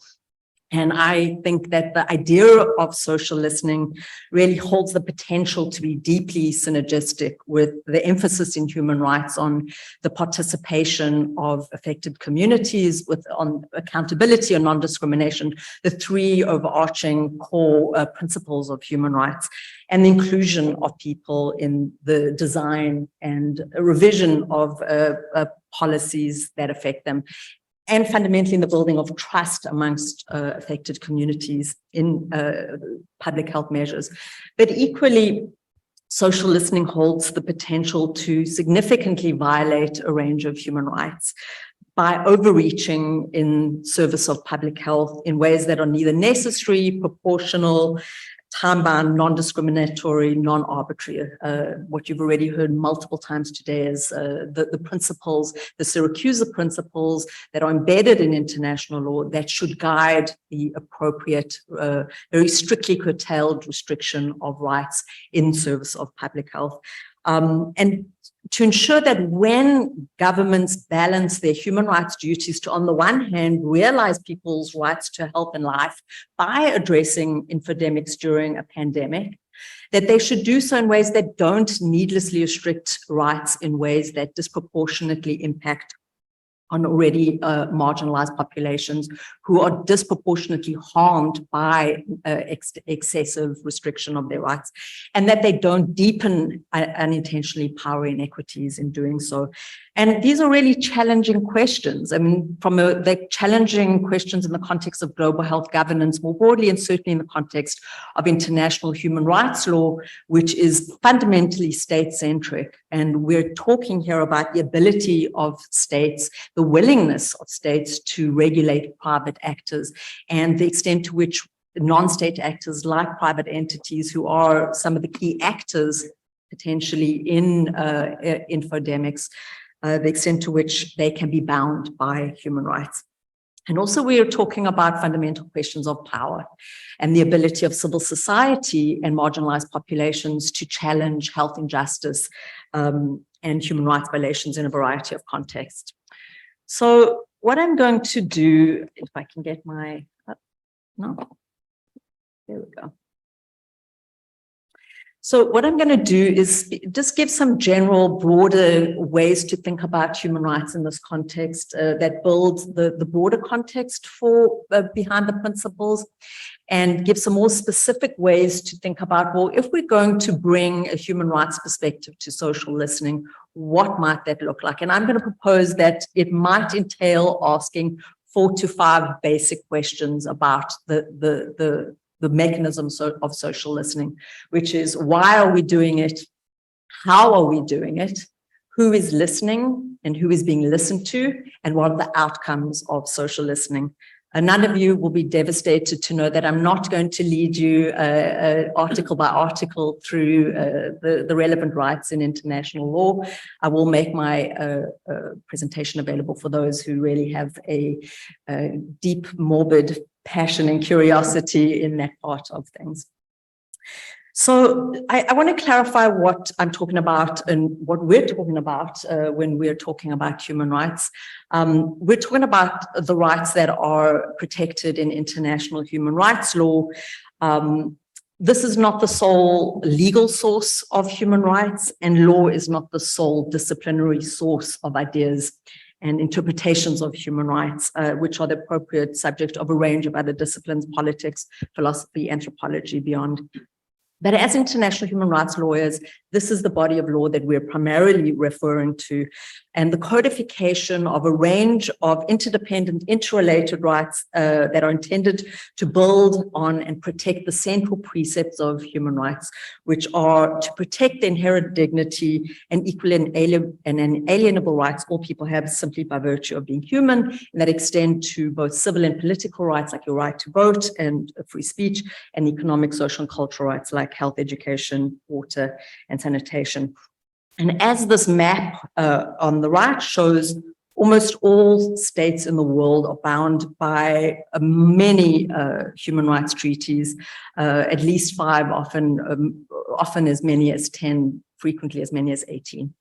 So there's sorry, I think I jumped ahead there. So there's a core idea in international human rights law that all human rights are interlinked and interdependent. And I'm telling you this not to take you on a theoretical exercise into the ideas of human rights, but because this is an idea that has such tangible impact in the real world when it comes to human rights. And this is the practical reality we saw in COVID, which is that if you violate one right, you're probably violating many more. And vice versa, if you protect one right, you're probably protecting by association and by the very nature of how these rights are interlinked in the nature of being human and our social interactions with each other, you're probably protecting many more. And we saw this in very unfortunately negative ways during COVID, something that Michael Goodhart has called a form of negative interdependence, where a crisis triggered a chain reaction of rights violations and deprivations that disproportionately affected oppressed and vulnerable people. All of us are scholars of health. What I'm saying is not news to any one of us, that this is what happened during COVID. And the extent of human rights violations during COVID were really just quite significant. This is from early on in the pandemic, where a study found that more than 60% of all countries in the world had implemented measures that were concerning from a democratic and human rights perspective, because they were either disproportionate, illegal, indefinite, or not necessary in terms of serving public health threats posed by pandemic. I mean, I think as human rights and as legal scholars, we're going to be dealing with the broader implications of COVID and its impact on rights and law, I think, for decades to come. Insofar as it implicated the ability of governments to protect people's rights to health and life at the same time as it implicated what it looks like to restrict rights in a legitimate way. So let me speak to the ways in which social listening is potentially a powerful tool to realize human rights.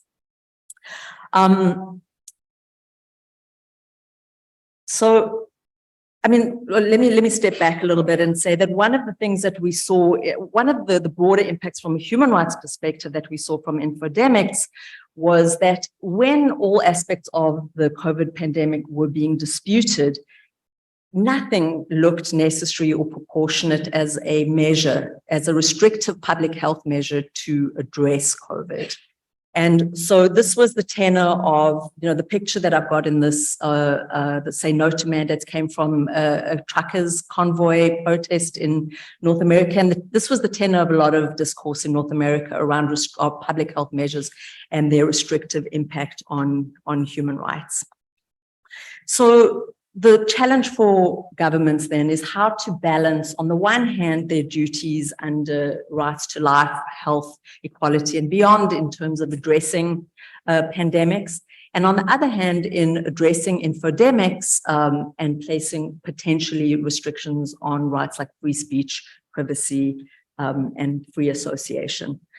But what I'm going to suggest is that social listening could, at its best, really powerfully advance human rights and counter the harmful impacts of infodemics. So while I understand that social listening is a very specific means of gathering talk and data on social media to assess and address public attitudes and perceptions on key public health issues, I'm also struck by the language of this tool. In some sense, social listening is a core principle within human rights with the focus on participation, accountability, and non-discrimination. And that idea in participation that people should be able to take part in developing and revising the policies and programs that affect them. This is the idea that governments must actively give voice to the people they govern, and they must listen to what they ask for and need. And what you will see through any interpretation, any analysis of the rights in international law is that participation and access to information are absolutely central and prioritized aspects of human rights, and especially of the right to health. And a key question then is who is being asked to participate and who is being listened to. But if governments listen, equally important is how they respond. So consider how the dictionary defines accountability at its essence as being about being answerable. So listening and answering are key to legal rights entrenched in international human rights law, and they're also key to effective public policy. This was the front page of the Standard, a Hong Kong English language newspaper that I read on my very first morning here 2 days ago, which spoke about the value of views from the public in terms of dictating national health policy and the impact that that had on a public who felt very pleased that they were being listened to. So I'll switch through some of the international treaties. I do want to just point out this part of the Constitution of the World Health Organization, which establishes the World Health Organization and also was one of the first places that we saw spoken of the right to health. What's interesting here is to see that informed opinion and active cooperation are emphasized as absolutely of the utmost importance in the improvement of the health of people. So rights to health and rights to life are embedded in the Universal Declaration of Human Rights, as are rights to privacy and free expression. And these have been interpreted in ways that are highly relevant to government duties to both address pandemics through the right to life and the right to health, and also to address not to advance advance infodemics. So within the right to health, the interpretation of this right has emphasized in no uncertain times the absolute priority of access to health-related education and information and participation in the realization of this right, informational accessibility, state duties to provide education, to provide access to information, and to ensure in the realization of state duties under this right, not only that states take positive measures to address infodemics and to realize the right to health, but that they regulate, that they protect the right to health by ensuring that third parties, including non-state actors, that they do not limit people's access to health-related information and services. So the Syracuse principles, I think we've seen at this point, they provide a set of legal principles to guide policymakers on when it comes to restrictions of human rights and speak quite specifically to public health. I'll speak to two interpretations that I think build on those in ways that I think are useful for our thinking today. The first comes from a paper that I participated in with, that was led by Professor Sharifa Sekalala at Warwick University, that analyzed the human rights impact of increased digital public health surveillance during COVID. And this is much more broadly it's more broad than social listening, but it considered what rights-based digital surveillance might look like. And the argument that we made was that to be rights-based, digital surveillance should be evidence-based. It should contribute to a comprehensive public health surveillance system. It should include sunset clauses and be temporary. It should be non-discriminatory. And it should ensure mechanisms for greater transparency and accountability, especially including for non-state actors. These are principles that were expanded in the guidelines. I won't go into too much detail, but the guidelines give greater context to what rights-based listening should look like. So I'll end then just by going through those fundamental questions, which are, firstly, why is public health, why is social listening being done? Is it to further public health objectives, or is public health being used as a fig leaf for other political objectives? Is it being used to surveil? Is it being used to crack down on civil society or political opposition? The second question is, how is social listening being done?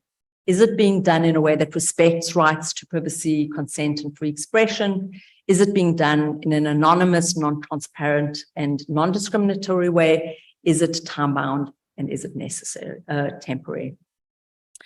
The fourth question is, who is being listened to? Is it the general public on social media? And what is the extent of their consent to that listening?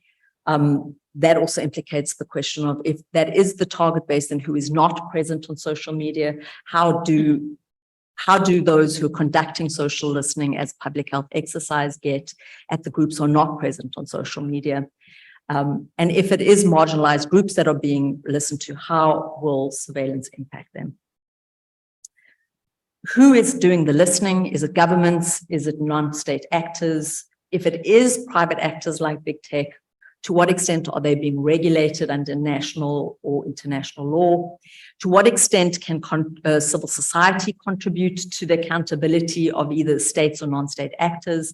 And to what extent are non-state actors being held to some of these human rights principles, including through being required to conduct due diligence of the human rights impacts of their surveillance, which is a suggestion that was made in a ranking digital rights analysis of this issue. And then finally, the question of who benefits, how are the benefits measured, and who is held accountable for either good or bad outcomes. And I'll close there.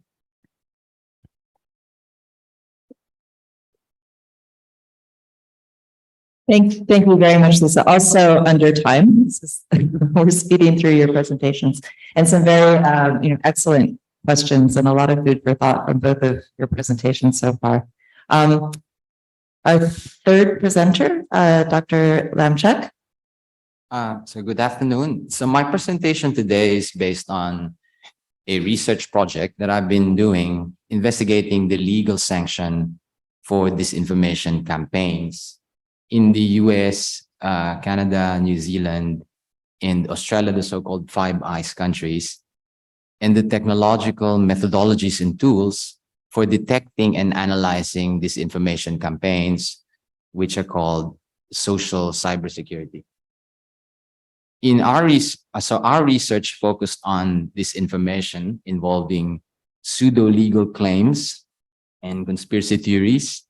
Those familiar with sovereign citizens, as they are called, will know many pseudo-legal propositions, such as that laws and regulations, including pandemic health restrictions, supposedly become inapplicable to citizens simply by renouncing consent to be bound by them.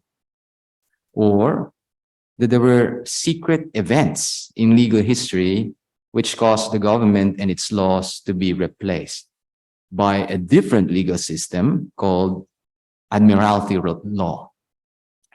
They are not just silly beliefs that we can simply dismiss.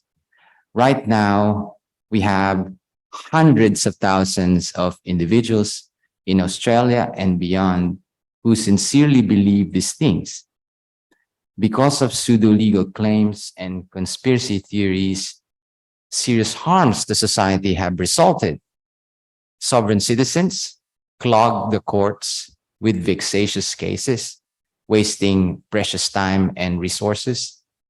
During the height of the pandemic in Ottawa, Wellington, and Canberra, sovereign citizens mobilized for freedom from pandemic health restrictions with a passion, threatening other people's safety and peace of mind during the most trying of times. In the Five Eyes countries, there are laws which prohibit speech because they give rise to certain harms to individuals and society as a whole. These harms to individuals and society are considered serious enough that courts are authorized to impose criminal or civil sanction on the wrongdoer.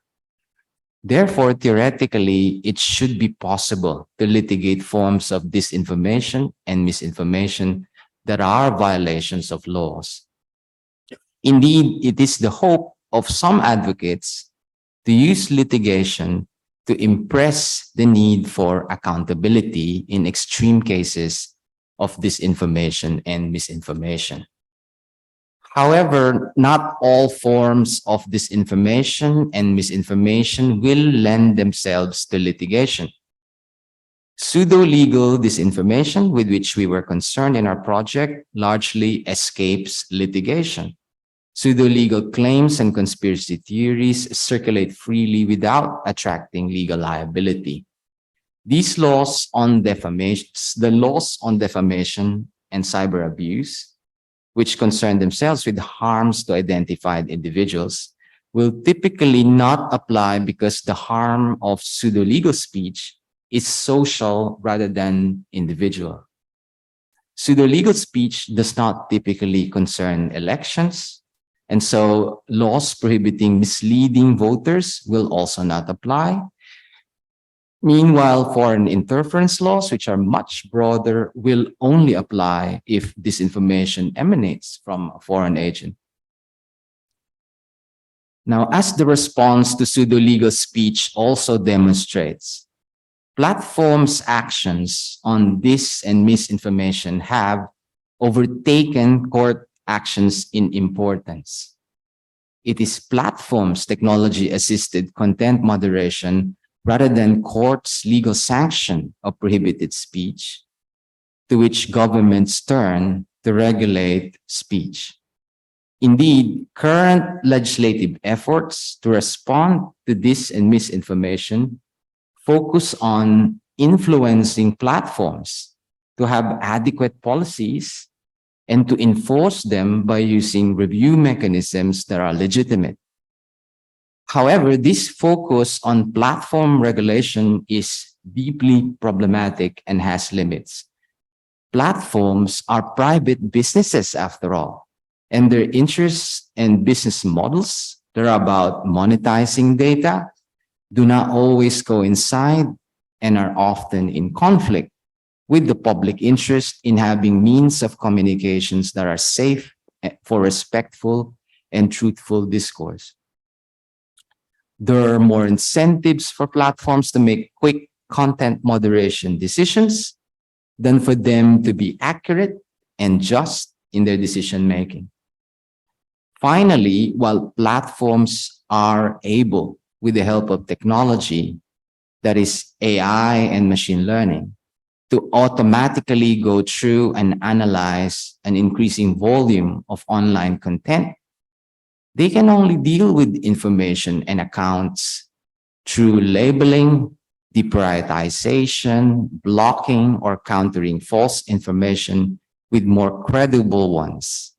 These are important measures, but these measures do not contain a theory of deterrence, and they do not offer accountability in the same way as criminal or civil liability on the creators of disinformation and misinformation, no matter how serious the social harms these cause. Courts are much better suited than platforms to balance rights, administer justice, and protect core democratic values like freedom of speech. Our research asked how to support courts in exercising a more significant role in responding to the most insidious forms of organized disinformation, that is, disinformation campaigns.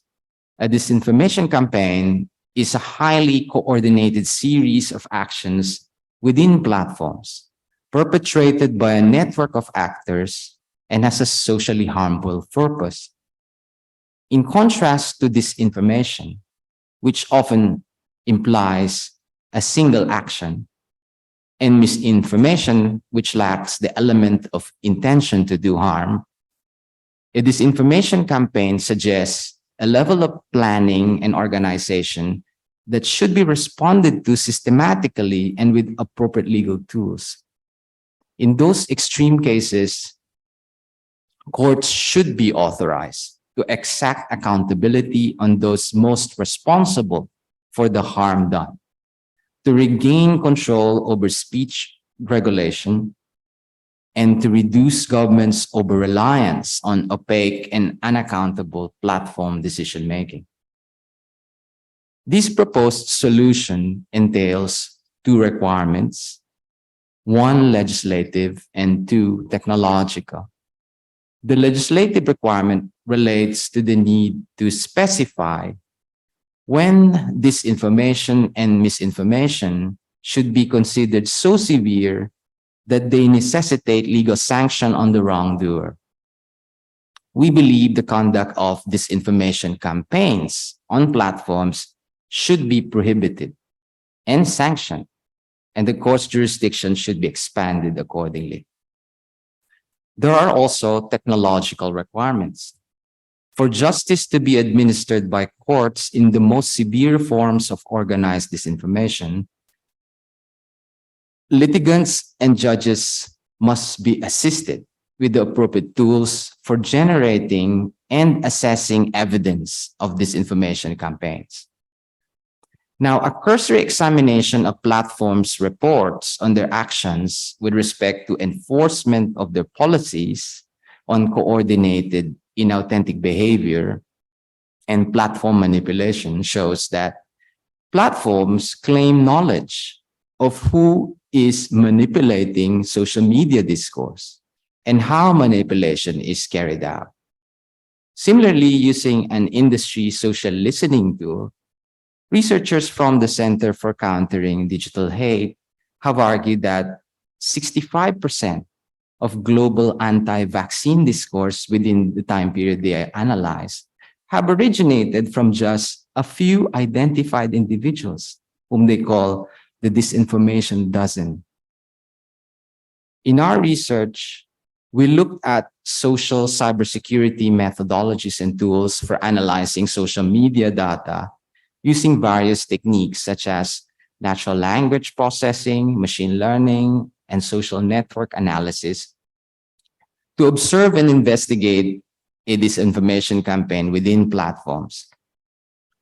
These methodologies and tools already produce some evidence of what may be seen as key elements of a disinformation campaign, namely the origin of the disinformation, the goals of the operation, the series of acts that lead to the goals, and the achievement of those goals.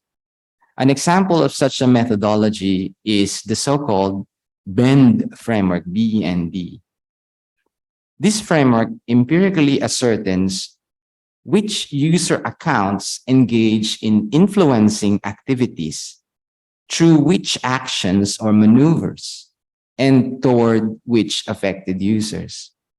The BEND framework defines an information operation as one or more actors using a set of defined maneuvers to engage others in online platforms to cause an observable change. The change is either in the narrative, the topic or information that are exchanged within social networks, or the community, the network of actors exchanging the information, and the position or influence of actors within the network.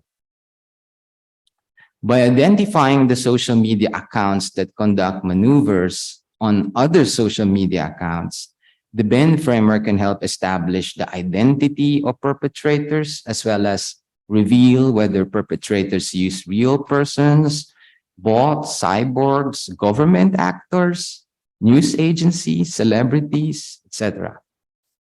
Given that a disinformation campaign is a phenomenon that takes place across millions of computer screens, direct observation by human witnesses is impossible, and technological methodologies may be the only way by which to observe and make sense of it.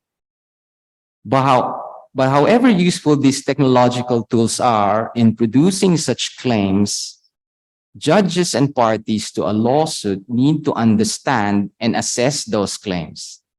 Law enforcement or digital forensics experts, on whom the task of producing evidence typically lies, must also prove with persuasive explanation that technological approaches used are valid and the claims derived therefrom are correct. Thus, we underline the importance of explainability of these technological tools. There are generally two ways in which researchers try to achieve explainability in AI. One way is to try to explain AI's process after the fact, post hoc explanation, through such devices as model simplification, visualization, localization, feature importance, example, and text. Post hoc explanations attempt to provide explainability to black box models that are already in use throughout society. Rudin argues that this is a wrong way of proceeding in high-stakes context of a court litigation because post hoc explanations may be an inaccurate or unfair representation of the original model and therefore misleading. Low-fidelity explanations could perpetuate bad practices that are costly to society in the long term.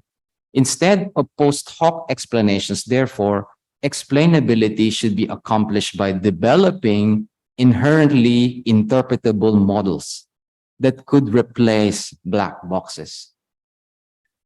So we have seen that there are at least two basic requirements for utilizing courts for the regulation of the most insidious forms of disinformation, namely law reform and appropriate technological tools and changes. While these requirements might appear daunting, they will provide longer-term benefits for democracies in terms of regaining control of speech regulation from platforms and better protection of democratic values.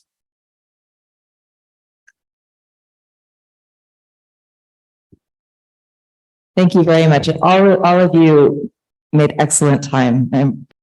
Okay, we are well and truly on. So with that, please join me once again in thanking our excellent presenters for this really interesting panel. Thank you so much. And of course, my grateful thanks to my dear colleague, Professor Loper, for doing a great job. As you see, she's far better at chairing this. So you're invited to my future meetings. This will continue in terms of discussion and of course, meeting opportunities. So let me first of all thank all participants for attending this session. It's the end of the first day. We will start tomorrow at 1:30 p.m. So please do join us at that time. If you do have any additional comments on any point in relation to today's discussion, please do feel free to write. You have our email address and that's always an available forum.